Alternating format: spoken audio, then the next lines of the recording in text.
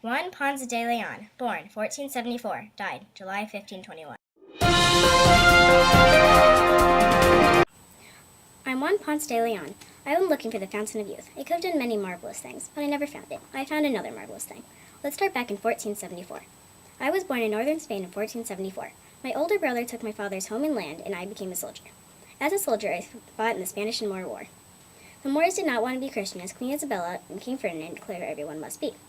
I was 18 when the Moors were finally driven out in the 15th century. The win was good for Spain, but not so good for me and the rest of Spain's soldiers. We all had no job and no land. When Christopher Columbus came back saying he had found land, I went back with him.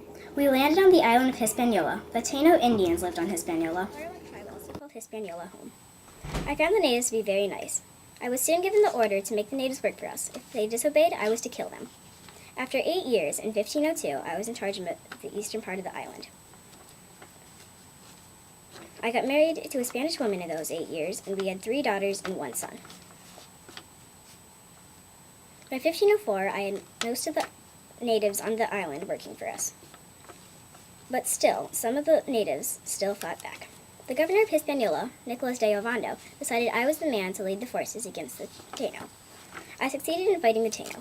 I was so successful that Ovando put me in charge of the island of Higuey. I moved my family to Higuey and built a big stone house. Hispaniola was close to the island of Borinquen. The Taino Indians told us lots of things about Borinquen. They said there was gold there. We started calling the island Richport. Richport is Puerto Rico in Spanish. When Ovando heard about Puerto Rico, he decided to conquer it, and I led the forces against them.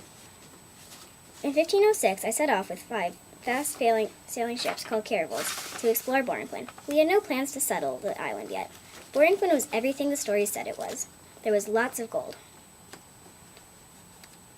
and the natives were friendly and helpful. I returned with a good report on Borinquen. After lots of bargaining with the governor of Spain and Ovando, I became governor of Borinquen. I returned with men and settled Borinquen.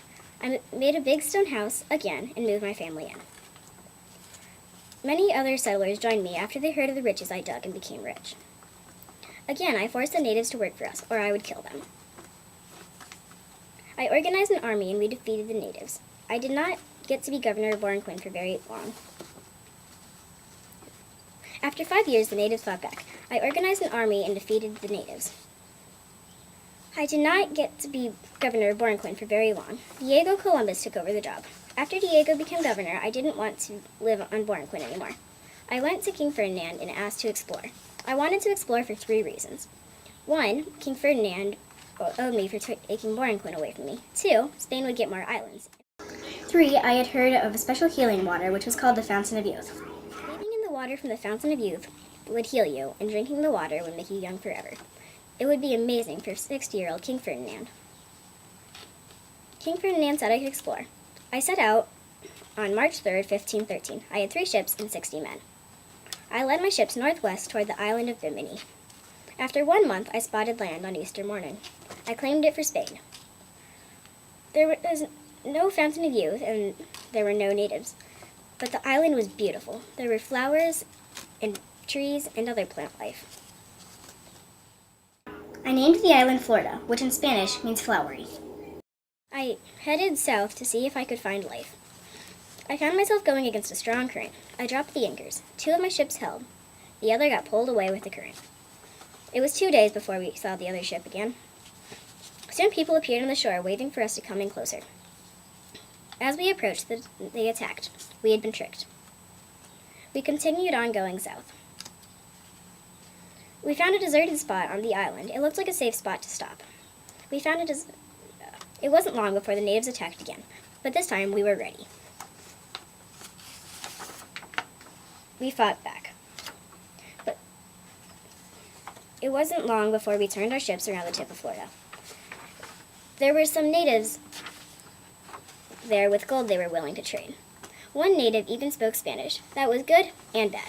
The good news was it was easier to translate because he could tell us what they were saying. The bad news was it meant we probably weren't the first Spaniards there.